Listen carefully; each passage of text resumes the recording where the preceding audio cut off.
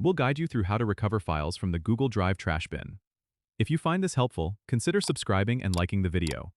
First, open Google Drive in your web browser and sign into your account.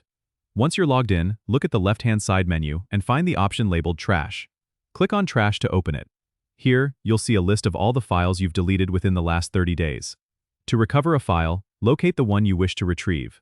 Hover over the file name to reveal a small checkbox next to it, and click on that box to select the file. After selecting the file, look towards the top right of the screen where you'll see a Restore button. Click on Restore to move the file back to its original location in Google Drive. If you have multiple files to recover, you can select more than one by holding down the Control key on your keyboard as you click each file. Then, click Restore to recover all selected files at once. It's important to note that after 30 days, files in the trash are permanently deleted, so be sure to restore them before they're gone for good. If you can't find the file you're looking for, double-check that you're logged into the correct Google account, and ensure you're searching within the right trash bin.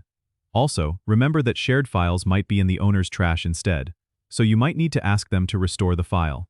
Don't forget to subscribe and comment if this helped you out.